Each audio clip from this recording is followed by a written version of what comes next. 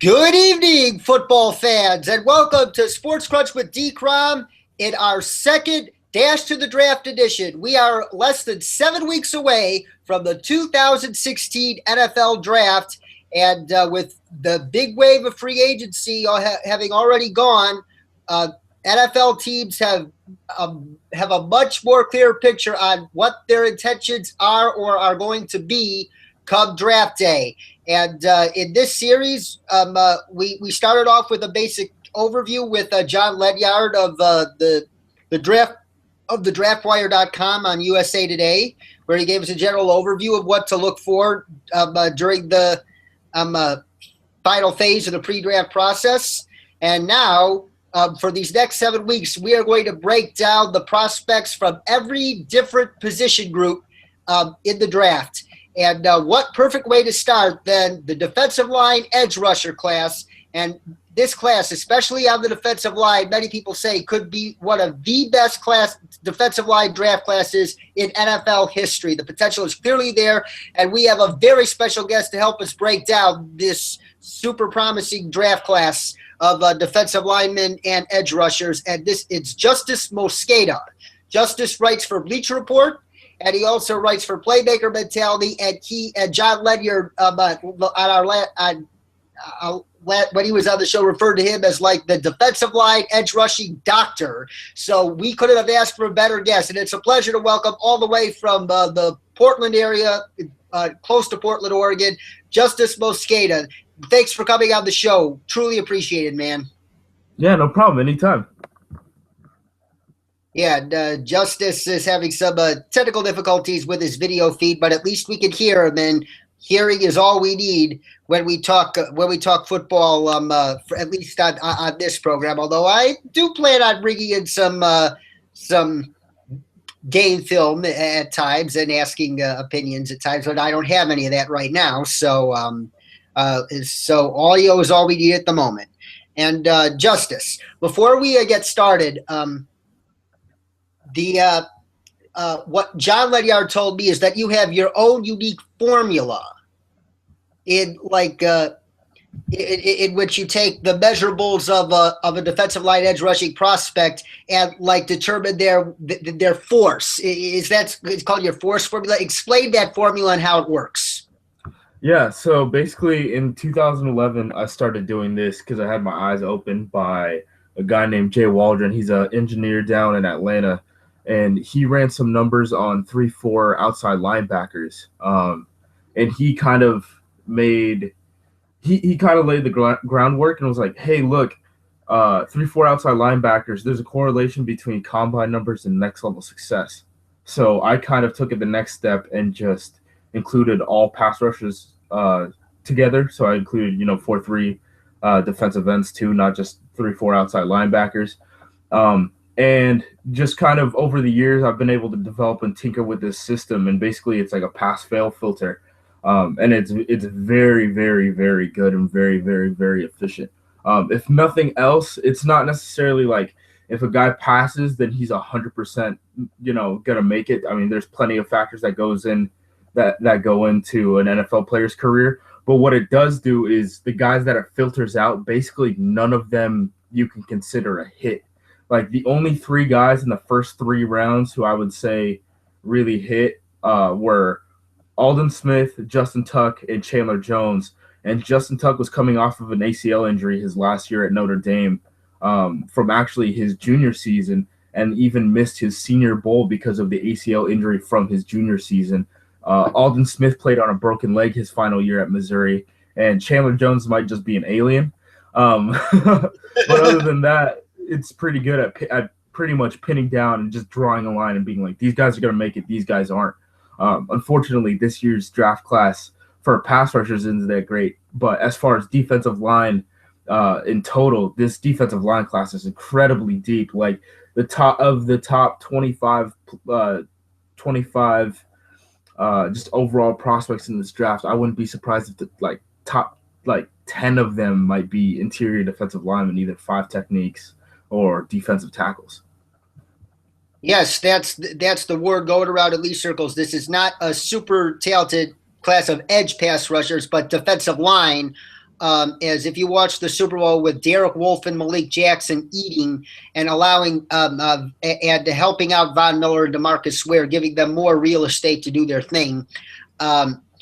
There's a lot of people are going to have their eyes on this class because you could have several guys as good, if not better, than those two in the long run coming from this class.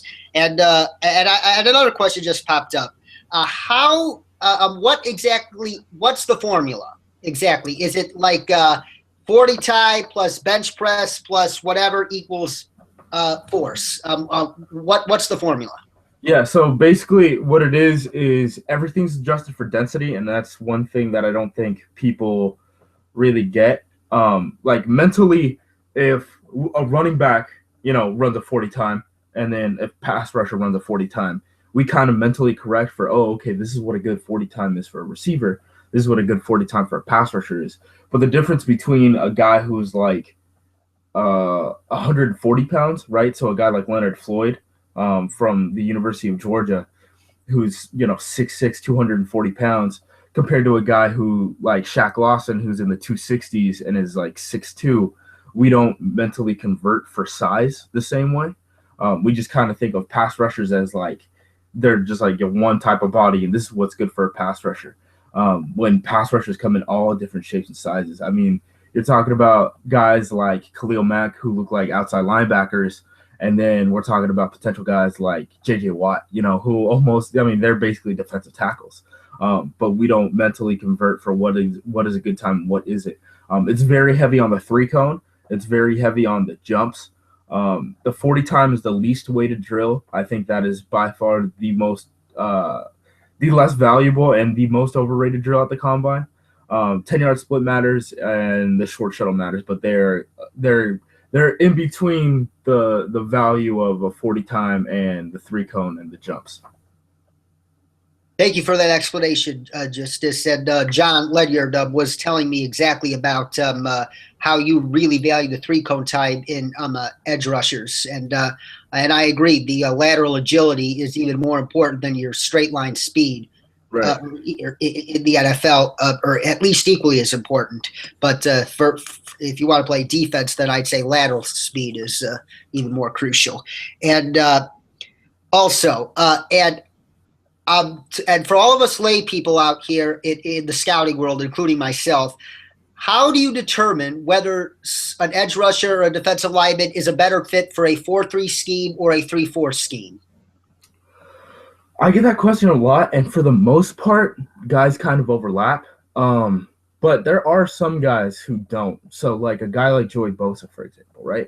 So right. Joey Bosa is he's for the most part. I mean, I think like 99% of people have him ranked as the top edge rusher in this class. I think he's going to be the first edge rusher off the board too. He's my top edge rusher at this point. He's got a different body, right? So when he played at Ohio State, people try to make the J.J. Watt comparison, but the problem was he was 20 pounds lighter than J.J. Watt was, and he also didn't have the arm length, and that arm length didn't really come out until the combine, but you were able to see it. So Joey Bosa he's a guy who's in the 260s now because he dropped some weight, so he could run these drills very quickly at the combine and at his pro day, which he just had today. So he's kind of a guy, he's too light to play defensive end, and he's too heavy basically to play outside linebacker, because outside linebackers typically, those guys aren't 6'4". You want them kind of small because you just want them blitzing off the edge as fast as they possibly can and just bending that thing. So he's kind of as far as a 3-4 defense, he's in this like weird no man's land where he doesn't fit anywhere at all. But you look at him in a 4-3 defense, and you could just plug and play him as a left defensive end, because traditionally, I mean, that's exactly what that guy is. It's not very hard to figure out. You're like, oh, okay, just play left or strong side, whatever you want to call it. He's a perfect fit there. But when you look at him in the scope of a 3-4 defense, you're like, well, you're kind of too tall to be just a guy who you blitz off the edge, and you're kind of too undersized to be a guy who's taking up, an offensive lineman instead of a gap. You're two gapping. Very nice explanation there, and I've heard very similar sentiments on Bosa being more of a 4-3 player and not a 3-4 player. And speaking of Joey Bosa, takes us to our next question. The three edge rushers that are arguably the most widely talked about, at least in the Twitter sphere and on the internet, are obviously Bosa, Noah Spence, and Shaq Lawson from Clemson. You mentioned Leonard Floyd, but his weight issues make his draft stock fluid, because Right. some teams are going to think he's too small. Other teams that pride themselves on speed might love him more. So, but those three, I think, are more the consensus top 10 to 15 draft choices. Well, especially if teams are not scared off by Noah Spence's drug problems at Ohio State, and that's a big if. So you said Bosa is first, but what order do you rank those three edge rushers on your board at the moment, and why? You say Bosa's first. Where's Spence? Where's Lawson? Yeah, I would have Shaq Lawson immediately after that. Shaq Lawson is the one player who passed through the force players filter this year so far. I will say that there are three guys who we have incomplete data on, and they are Robert Kimbichi from Mississippi, who can play base end in a 4-3 defense, and then Jordan Jenkins from Georgia, who actually, unlike Leonard Floyd, wasn't moved off the ball. Leonard Floyd, people don't really talk about this as much as they should. Leonard Floyd was a pass rusher previously at the University of Georgia, but he really played an inside linebacker role this past year. So, I mean, when a college team moves you off the ball, it's hard to project you as an on-the-ball pass rusher at the next level. But, I mean, right now I believe he's Mike Mayock of the NFL Networks. He's his second overall pass rusher, and I disagree. Yeah, he's an off-the-ball linebacker. He's basically he's a second shot at Deion Jordan, in my opinion. Leonard Floyd is, because he's the. I mean, they're basically the same size. They basically had the same combine. He's a guy who is more of like a super hybrid linebacker than he is really a pass rusher, but pass rusher was just kind of the position that he played in college. I think he's going to get, if he gets miscast like Deion Jordan, I don't see him being very successful at the next level. But if he's able to play like Sam linebacker in a 4-3 defense, more of like that Anthony Barr role, or, kind of like a Jamie Collins type of guy in a 3-4 defense, I think that's his best spot. So Shaq Lawson's my number 2 guy. He's a very good pass rusher. He's really only played a year because he was backing up Vic Beasley, who was the 8th overall pick last season. But he, along with Kevin Dodd, led the NCAA in tackles for losses. And what I find fascinating about him, he might not be a guy who's like a true like 10 sack a year sack artist, but he's a guy who's so quick off of the step that he almost penetrates defenses like an under tackle does. So like, a Geno Atkins or an Aaron Donald, those type of guys who, as defensive tackles, they're just like, we're trying to get upfield. Shaq Lawson does that. And what's really important with that is that's why he's around the ball all the time for these tackles for losses. A player like that last class was Frank Clark for Seattle, and Frank Clark had his slew of issues at the University of Michigan, which is why he didn't end up on that team to finish the year. But he was drafted in the 2nd round, and even in the preseason and stuff, you saw him as kind of that penetrator type. And now with Vic Beasley or Bruce Irvin, who's kind of like Vic Beasley gone, he's going to replace him. He's dropped about 20 pounds in Seattle. So I kind of see him playing in that type of role. I mean, the comparison you'd probably want to give him is like a Lamar Woodley. So wherever you take Lamar Woodley, that's essentially where, Shaq Lawson should go. The last guy in that group is Noah Spence. Noah Spence, I was a huge fan of going into the combine. He was a guy who I'd been following, at Ohio State. I'd seen him at Ohio State. The glimpses that you were able to get from him when he played for Eastern Kentucky was good. I mean, you watch him when he played against the University of Kentucky, and he looked like the best player on the field by far. Like he was the dominant player on the field against a team of SEC players. And that to me was very important. Then he went to the Senior Bowl, and I was able to catch him at the Senior Bowl, even though, he declared as a junior, but he already had a degree. And because he had a degree, he was able to participate at the Senior Bowl. Was down there first day, didn't do that well, but then once they got the full pads on for the second and third day practices, he just dominated these guys. I mean, just trashed these guys. I was surprised by his combine, very surprised, because I thought if any player was going to be a force player, I thought he was going to be the guy. But then he ended up running like that 4.8, 40, and he's kind of that tweener type too, so like he needed to run like a 4.6. His 3-cone drill wasn't very good. His jumps weren't that good. People said that he had a hamstring issue, but then he had his pro day like 3 or 4 days after the combine at Eastern Kentucky, and he really didn't improve the numbers there. And the excuse that time was that, the field was wet and stuff like that. I'm just like, man, you know what? If he was just at Ohio State, he could have ran indoors on that fast track. That's kind of on him at this point. He was suspended twice for the drug test due to ecstasy, and the Big Ten suspended him. The Ohio State didn't kick him out of school, which I think is an important thing. Kind of at some point, because you're like, oh, okay, the staff doesn't hate him, but you're also like, this is Urban Meyer. Percy Harvin once punched an assistant coach under Urban Meyer, and he told Percy Harvin, like, go play pick up basketball for a week and don't come to practice, but you can still play in a game. So, like, Urban Meyer doesn't have the biggest history of, like, being strict on guys. So when people are like, yeah, his, like, coaching staff doesn't hate him, it's like, well, Urban Meyer likes winning over anything. So I don't know how much that truly matters. But, I mean, yeah. I mean, on film, Noah Spence is a very good guy, but he's a tweener who didn't athletically test as well as we thought.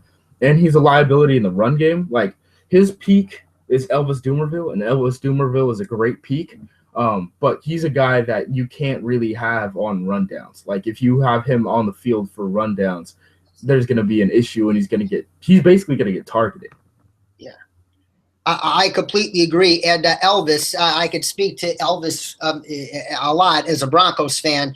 And as much as I love watching Elvis play, he's a very good player, if not great in some ways. But he does have his limitations. And with those limitations, you are not necessarily can be counted on to be that alpha dog, pass rusher and edge defender. Like on the other hand, Von Miller, not only can he rush the passer so freakishly well, he can set the edge in the run game very well, and he can drop in pass coverage very well. Elvis is not necessarily good at that, and based on what you said about Noah Spence, I don't see Noah Spence being that kind of guy. He is like that. He is like that top tier number 2 pass rusher, and he might not be an alpha dog. Is that a fair thing to say?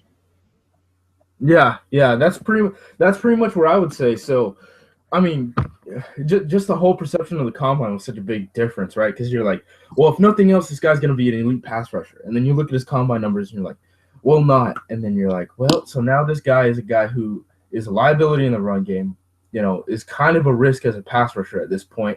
Maybe his numbers were inflated by the FCS, and then the year before he didn't play against anyone because he was suspended. So we're like 2 years removed from him playing like a slew of college games against, Power 5 talent.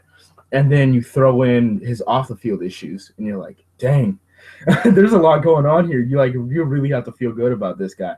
I really do wonder if he ends up as a first round pick. Like, the longer this goes on, the more I'm thinking, oh, okay, you're going to be a day 3 selection. Absolutely. If his camp continues to manufacture all excuse after excuse, as you said, one day it's hamstring injury, next day all the field's too wet. Something fishy is going on indeed, and thank you for filling us in on those blanks there, Justis. And but bad combines aside, there were 2 edge rushing prospects that blew the roof off at the combine: Emmanuel Ogbah from Oklahoma State and Kamali Correa from Boise State. But where do you see them going in the draft? And do those 2 guys have first-round grades, at least from you? Yeah, what I think is interesting is a lot of people see their combines and they're like, they had great combines, when in truth they didn't really. Like, they were very fast, especially for their sizes. But as an overall combine, they weren't that great, which I think is. I mean, that's the general perception. I think 99% of people who even like follow the draft and stuff, right? If you ask them what a good 3-cone time for a guy who's 270 pounds, I don't think they have an answer for you. And that's nothing to blame them. Like, I have years of like running regressions and stuff, to kind of mentally figure out, oh, okay, like that's kind of a good time, like off the top of my head. But for most people, I mean, like you say, what's a good shuttle time, and people don't even know what to bring it up. They're like, I don't know if that's 7 seconds or if that's 5 seconds or if that's 4 seconds. The thing about Emmanuel Ogbah is very explosive in a straight line. His issues come up when you talk about the 3-cone and the short shuttle. On paper, he's very similar to a guy like Quentin Coples and a guy like Kareem Martin from a few years ago, and those guys don't really pan out. I actually wrote about him for Bleacher Report, and basically he ran a 7.26 second 3-cone time, and for guys who ran 7.25, there have been 16 drafted in the first round, and only 2 of them are considered hits. So all the other ones are either considered, guys who didn't meet up to expectations, or guys like Erasmus James and Derek Harvey who just like ended up out of the league in like 3 years and were total busts. And the 2 guys were Brian Arakpo, who had like legitimately world-class jumps as far as the vertical and broad jump were concerned, and then Tamba Ali, who is like, he was coached by Larry Johnson at Penn State, who now is the defensive line coach at Ohio State. One of the best technique teachers like in college football history ever. The guys that he's able to put out are insane. And Tamba Ali definitely reflects that. I mean, Tamba Ali's a length strength guy who just can use his hands like it's nothing. There's a reason why Kansas City re-signed Tamba Ali for another 3 years. That dude's old man game, like quote unquote, is going to last forever because of how good his technique is.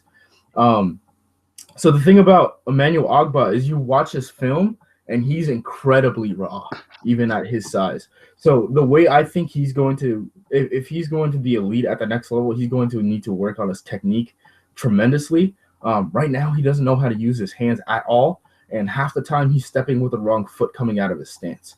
So like when you're that raw as a pass rusher, you can't really say anything. And if we're going to project a guy who has horrible technique to have great technique at the next level and just say, it's a teachable thing, then we shouldn't even be grading technique in the first place. Like if everyone can automatically go from like a D- grade to an A grade as far as technique is concerned, then there's no point in even grading it. Ogbah, I think he'll go in the first round. I would be surprised if he meets expectations, just historically looking at his film and looking at his numbers. The world has a lot of Quentin Coples, and they don't usually pan out. The guy who's interesting is Correa from Boise State. He didn't have a horrible combine, right? Very good straight line. The guy who he compares to the most, in my opinion, is Kyle Van Noy from BYU a couple years ago. Kyle Van Noy was a guy who people also, try to make a pass rusher. And he played opposite of Ziggy Ansah at BYU. And people were kind of like, oh, okay, he's going to be like the next pass rusher coming out of BYU. He has better technique than Ansah. Ansah was kind of like the freak athlete who didn't know what the hell he was doing. While Kyle Van Noy was like the kind of like technician guy who cleaned up and got like 10 sacks. Kyle Van Noy at the next level plays same linebacker. And I don't think he's the best comparison, truly, because we haven't really seen him play at the next level. Because he's kind of been hidden at Detroit's depth chart. But as far as like college prospects are concerned, they're both kind of like Mountain West type-ish guys. I think they're both suited best as Sam linebackers off the ball at the next level. Very good run fits, very aggressive. Just not great like power rushers because they aren't the biggest guys in the world, and they aren't necessarily edge benders. And if you aren't that, then you're calling at the next levels. You're a defensive end or outside linebacker who's kind of just like a hustle effort guy, and those guys are fine, but you can find those guys anywhere. I think he's more rare as an athlete if you move him to outside linebacker in a 4-3 defense, but in a 3-4, I could totally see him playing outside linebacker too. I just wouldn't personally want him playing with his hand in the dirt at the next level because he's just not that big of a guy, and I don't think he's enough of a special pass rusher to warrant the size difference and the size, I guess you would say, like slight or negative that you're going to get from playing him as a run defender on the line of scrimmage. Interesting analysis as usual, Justis. And And those two guys are going to be interesting names to watch. Will too many scouting staffs fall for the workout warrior numbers, as you call them, or will some keep your healthy perspective and realize that they aren't really first round talents? They just had a freakish measurable here or there, and that's something that too many scouts these days aren't careful with in the National Football League, and. You kind of already answered this question for me with all your commentary so far, but just to get a direct, specific answer, where does that drop off begin amongst the edge rushers? Because as you said, this is not the strongest draft class for edge pass rushing. Yeah, I think it's so. Joey Bosa, I think, is pretty clearly. I think he's going to go in the top 5. I can't see Joey Bosa falling behind Jacksonville's pick at 5. Just the way this draft shakes out and who's at the top. I think in that next level, I think Shaq Lawson's going to be a top 15 guy. I'm not sure necessarily where he's going to go, but that whole range where it's like, even the Giants even, and, Tampa Bay, that whole range right there, I could see him coming off of the board. Then we have kind of like an interesting grouping, and I think after about the top 25, there ends up being like 20 draft picks who are kind of in the same range. So I mean, the next guy could come off the board in the 20s, or the next guy can come off the board in the 40s, and I'm just not sure what that is going to be, because we have Noah Spence, who, like we said, has off-field concerns. I'm not going to consider Leonard Floyd a edge rusher because I think he's an off-the-ball linebacker. We have a couple. We have basically, it's a group of 4 guys in my opinion. So we have Noah Spence, right, and he has the off-field concerns. There's Yannick Ngakoue, the pass rusher from Maryland, who he's kind of like linebacker-ish too. He's pretty young, so he's a guy who he declared as a true junior.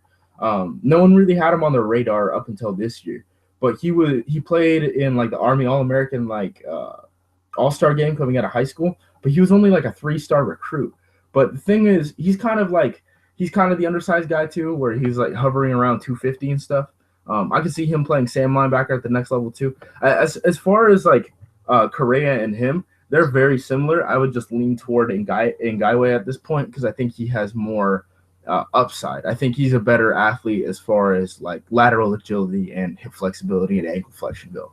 Then we have Shalik Calhoun from Michigan State, who's a pass rusher. He's pretty much been on the national radar since he was a sophomore for the Spartans. Kind of had a stumble of a junior season, but made it back. Very good 3-cone time, but his 40-yard dash was just not very good. Kind of an interesting dude because he's the longer type of guy. I think he has to play defensive end, but he's very thin at his size too. So I think his issue is he's a pass rush specialist from the beginning, like Noah Spence. I think down the line he could become a 3-down player, but at this point, Shalik Calhoun is just a pass rusher right now. And the last guy is Kevin Dodd from Clemson, who some think is better than Shaq Lawson, his former teammate who played opposite of him. Dodd played left defensive end, and Shaq Lawson played right defensive end. Dodd is very much like a run stuffer. He's kind of a longer guy too. If you wanted to play him at 5 technique, I think you could get away with it. Dodd is just kind of like your bait. Like he's very much like run-oriented defensive end who's not going to get you very many sacks. But like I said, when I talked about Lawson, I mean, he was second in the NCAA with tackles for losses. So it's not like this guy's any sort of scrub. He just waited to kind of turn it on until like the end of the season for some reason, like during the ACC championship, the first round of the playoffs, and then eventually the national championship is when he just went crazy. Yes, he did. But he's kind of that one-year wonder, just like Shaq Lawson is too, if that matters to anyone else. After that, there's a couple guys that I think are interesting. I mean, we have, like I said, we have the Correas, the Ogbas after that. There's Kyler Fackrell from Utah State. He's a converted, like in high school, he was a safety, and he's talked about how he's more comfortable in coverage than as a pass rusher, and that's not something you really want to hear. He's also kind of overage. He's like 24 years old. But he's talented. I mean, he's not a guy he's not like a quote unquote like game changer or anything like that. But I think he could start as like a 3-4 outside linebacker for you. Then we have Charles Tapper, who as a sophomore, was an all Big 12 player for Oklahoma and ran down Amari Cooper from behind at the Sugar Bowl. Whoa. Yeah. Oklahoma then promptly switched to a 3-4 defense and played him in that weird like 4-point frog stance that limits basically a defensive lineman's athletic ability from the jump. Like you're reacting to an offensive tackle after the offensive tackle moves instead of moving off the line of scrimmage when the ball moves or when the cadence is going. So Tapper basically spent his last 2 years at Oklahoma in a system that like negated his best traits. He ran a 1.59 10-yard dash, which is the same as Jadeveon Clowney did. And he also ran a 4.5 40-yard dash at the combine. Like this dude's a freak athlete who basically didn't get to play a pass rushing position his last 2 years at Oklahoma. So he's kind of like a crazy flyer type who no one knows what the hell they're going to get from him. Yeah. Thank you for your edge rushing big board there, Justis. And now let's focus on the mighty defensive line. Like I said, for every Von Miller, for every Khalil Mack, you need guys like Malik Jackson, Marcel Darius, Derek Wolfe, dare I say. It's because I'm a Broncos fan, but I'm just trying to Cameron Hayward, Corey Legion. You need, for every edge rusher, you need a defensive lineman, and the Broncos showed it in the Super Bowl. And many people are saying glowing reviews, or if not the most glowing reviews possible about this defensive line class. Is this personally the best class of defensive line prospects you've ever come across in your evaluation career? Yeah, like it's crazy. I think a third of the top players in this draft are all from the defensive line, which is really hard to find because defensive line is such a premier position too. I think it's quarterback, defensive line, and like pass rushers. I think those are the three most important positions on an NFL field. And defensive linemen are rotated so heavy that you could never have too many. You got to remember, even like smart general managers like Ted Thompson, if a defensive lineman falls to you, you just take him. Ted Thompson once took Justin Harrell, who was hurt at the University of Tennessee, but was the comparison for Ndamukong Suh when Ndamukong Suh had come out. And Justin Harrell, for his first year, he was the 5th defensive tackle in Green Bay's 4-3 defense. But Ted Thompson's like mantra is just basically, if you have a talented human who is that large, there's only so many humans that large on Earth, and those bodies are limited. So just take the giant guys who are freak athletes, and you can find the guys who are 5'11" to play cornerback and receiver later. There's more 5'11" guys on Earth than there are guys who are 6'4", and 6'4", 300 no less.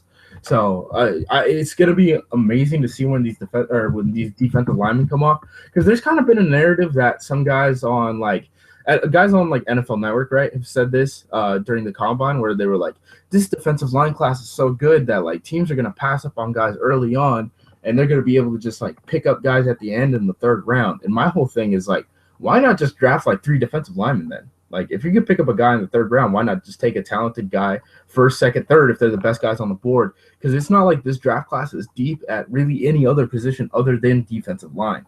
And next year's class is the class that is like, this next year's class is the one that's going to compete with 2011 and 2004 as far as like just completely loaded across the board. So as long as you can like get a positive now, and you can like save yourself up to like get a talented player next draft, that's better than like picking some other position like now and then forcing and like, okay, well, we need a defensive lineman in 2017. Where in 2017, you want to be open-ended and being able to just pick off whoever the top guy is slipping off the board.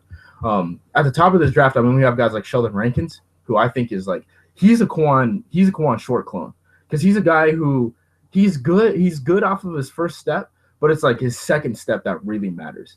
And Rankins is a guy who also knows how to play the small game inside of the big game, where he has great explosiveness off the line of scrimmage, but he knows counter moves off of that already.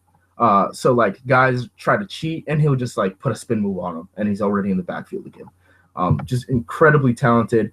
And then there are other guys like Robert Nkemdiche, who everyone talks about. Who Robert Nkemdiche, you put a double team on him and he's going to end up on his back. But if you have him singled up one-on-one in like a pass rushing situation, he's going to destroy you. So I don't know necessarily what you do with him. I've talked with Steve Palazzolo from Pro Football Focus before, and they've ran, and they do college stuff now. And the way he explained his evaluation of Kimdichie is kind of like, well, if you're a 4-3 defense, just play him outside, just play him as a defensive end for base downs, and then kind of in that Michael Bennett role. Okay, nickel defense is here. All right, kick him into inside to under tackle where he can't be double teamed, and just like let him loose. I think that's the exact wording he said, is just let him loose. But Kimdichie also has off-field issues. I mean, he was thrown, or he fell out of a hotel window and then was arrested for marijuana charges off of that when police showed up.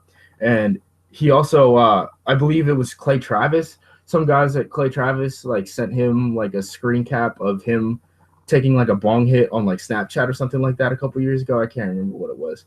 And then his brother's been in the hospital like twice in the past like 2 years. And there's basically been speculation on like, oh yeah, it's for like spice related stuff. So it's like synthetic marijuana and stuff like that, which is like, people say synthetic marijuana, it sounds like marijuana, but like synthetic marijuana is like, this is not good. This is like a hard drug basically that people use because they're getting tested or they can't find drugs or whatever. But like synthetic marijuana, very, very scary thing, and that you do not want a top defensive lineman using if you're going to take him with like a top 15 pick, which is basically where Robert Nkemdiche's talent should go. But we also had Robert Nkemdiche throw Laramie Tunsil, who might be the first overall pick, like under the bus at the combine, where Robert Nkemdiche basically said, like, those weren't my drugs, and Laramie Tunsil was there too, but I decided to take one for the team. And it was like, wait, were you insinuating that they were his or not, or what the hell is going on? You just kind of threw your college teammate under the bus for like no apparent reason in the press conference. And they also have the same agent, so I really have no idea what the hell is going on in that situation. Yeah, Robert Nkemdiche is one of the biggest wild cards in this year's draft, and many, I believe, Jason Cole of Bleacher Report, among others, reported after the combine that he could see a Randy Gregory-esque type fall, and absolutely to the big drop Randy Gregory had in the 2014 draft, and now that drop has been justified and then some for Gregory. So teams are probably going to want to be even more careful with a guy like Robert Nkemdiche. Freakish talent, but still raw and has off the field baggage that is deeply disturbing. And there have been. As a matter of fact, let's talk about the DL class at large again. They say this class of defensive linemen is so deep and so talented that many teams around the National Football League have 10 to 12 of these defensive linemen with first-round draft grades. So this is a two-part question.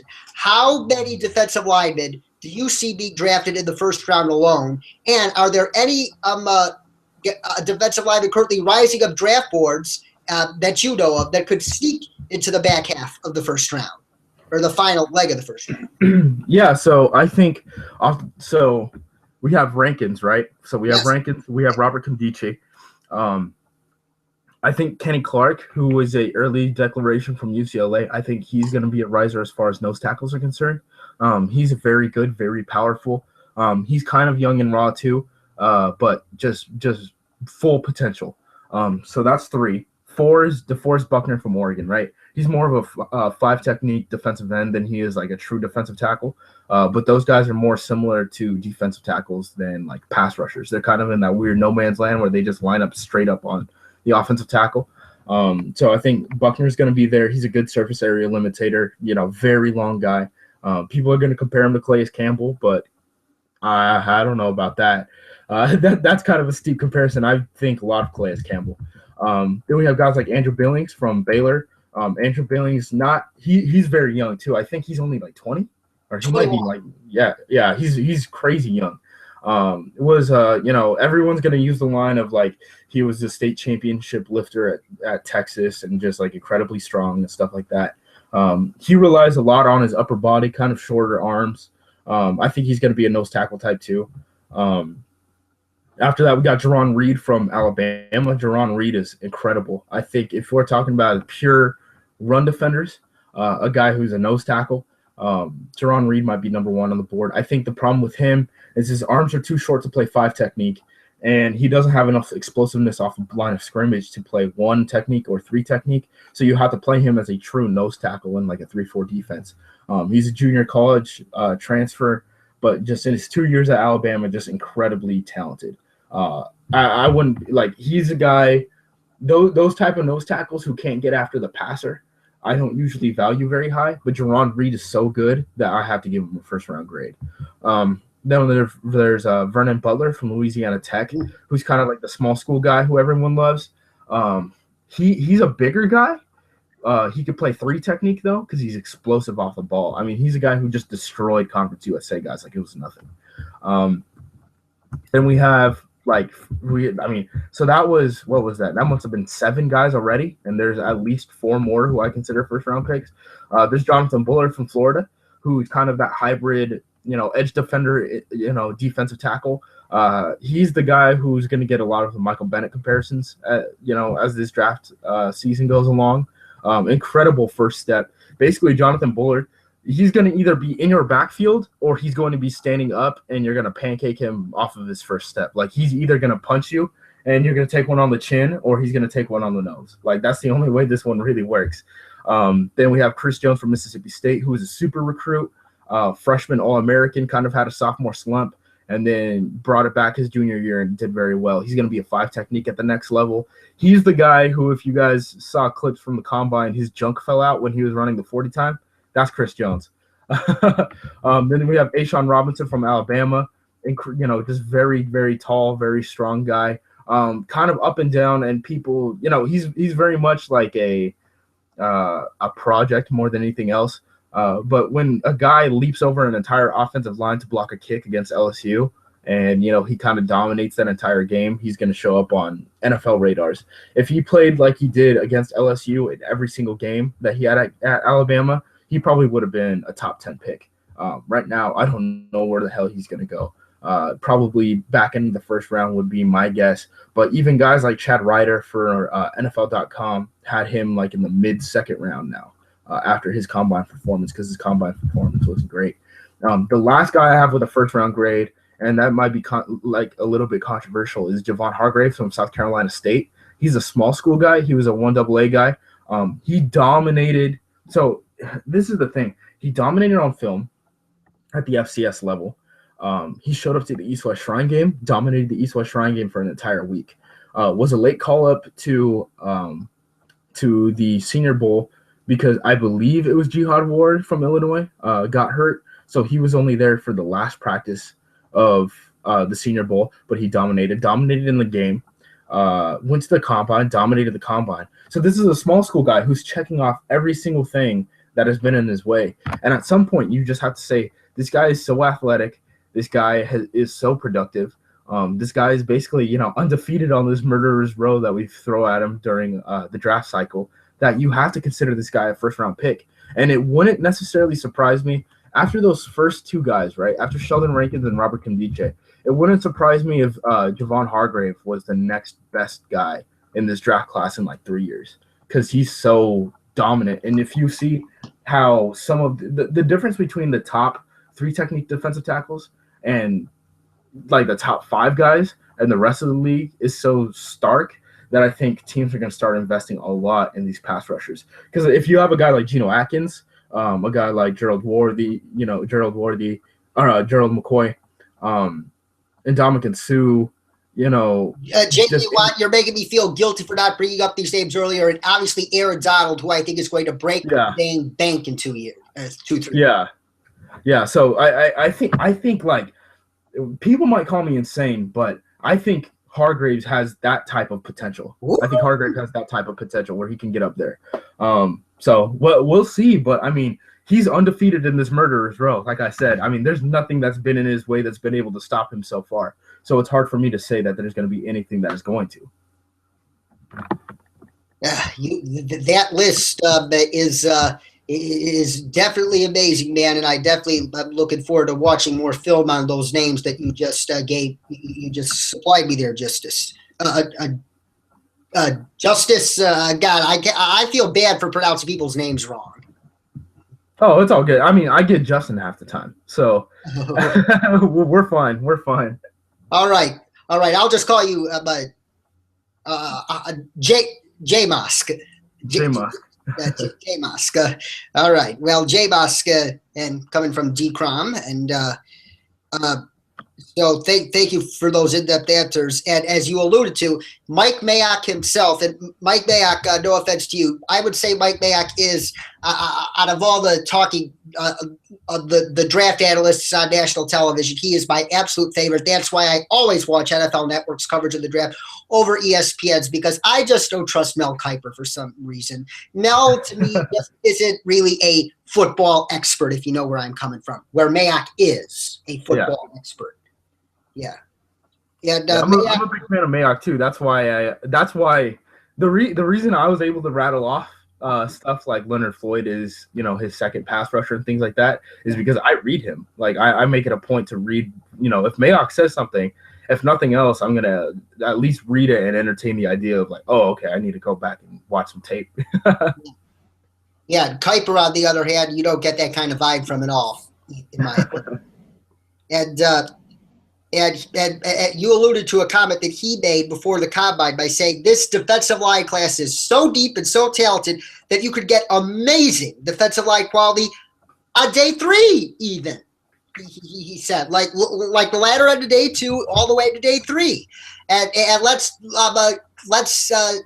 a time hop back to 2012. Malik Jackson, who just made a fortune on the free agency market, was a 6th round, 5th or 6th, I can't, it was one of these 2 rounds, either 5th or 6th round draft choice of the Denver Broncos, and he's turned out to be a stud. And you could get some of those guys at those bargains in this year's draft. And the question is, which prospects of the defensive line come to mind that could give a team a Malik Jackson-esque value on day 3? Yeah. So the guy who comes to mind first would be Malik Collins from Nebraska. This is a guy who declared early. The thing about Malik Collins is he's not necessarily a great run defender right now, but he can get after the passer. I think run defense is something that you can develop down the line. And the thing about Malik Collins, too, is he's just a different mover. Like, Malik Collins moves at such a different pace than everyone else. He moves like one of those Geno Atkins guys like that. He just hasn't developed yet, and he's still fairly young. So I think he's a guy from Nebraska who, if he's around in like the 4th round, you're like high-fiving everyone in the war room. And I think him being there in the 4th round is something that's possible. When we didn't even talk about guys like Austin Johnson from Penn State or Jihad Ward from Illinois, who's actually been invited to the combine as potential 1st-round picks. The other guy I would say is probably Adolphus Washington from Ohio State. Now, Adolphus Washington has another off-field issue. He was hit with, I believe it was soliciting a prostitute. But he was down there at like Senior Bowl. He was down at the combine. Didn't have a great combine. I haven't seen if he did any better at his pro day. I did see he pulled up with a hamstring issue on a second 40-yard dash run. But his athleticism didn't really match up from his combine with his film, I guess you would say. Washington was a guy who, after Spence was suspended, kicked out to defensive end and then moved back inside the defensive tackle this past season. As an under tackle, a 3 technique type of guy, I think he could be a great pass rusher from the start, and I think you could develop him into a run defender, just like Malik Collins. I think those guys are the guys that if they start slipping down to like the back end of the 3rd round, beginning of the 4th round, I think everyone's just kind of high-fiving each other and just being like, we did it. We got a huge value. Look at what we were able to do, at least as long as you believe in Adolphus Washington like the human. Yeah, I've heard about Adolphus Washington too, and I've heard obviously mixed reviews in the Twitterverse. So, but if you think he has potential to be that kind of value player, I take you for your word. And that does it for tonight on Sports Crunch with DKROM, Dash to the Draft Edition Part 2. And we thank Justis Mosqueda, or J-Mosk, for the defensive line edge rushing guru himself, for coming on to discuss this amazing class and for giving us a lot of interesting nuggets to keep in the front of our minds during these final 7 weeks leading up to draft. Thank you once again for joining the program, and we definitely hope to have you on sometime again very soon. Thank you. Yep, thanks. Anytime, David. You're very welcome. And that does it for Sports Crunch with DKROM for tonight, our second edition of our Dash to the Draft series. But next week, we have our third edition of our Dash to the Draft series, as we will break down the offensive line prospects with Brandon Thorne, who is one of the best football minds you'll see on Twitter, and he's a must-follow at Veteran Scout, and as are you as well, Justice, at Jumosk, J-U-M-O-S-K, M-O-S-Q, by the way. Sorry, J-U-M-O-S-Q. That's his Twitter handle. So everybody that we're bringing out of the program these next 7 weeks are must-follows on Twitter to get you ready for the 2016 NFL Draft. And that does it for tonight. For Justis Mosqueda, I'm David Cromwell, a.k.a. DKROM. Thank you very much for listening in, everybody. Take care.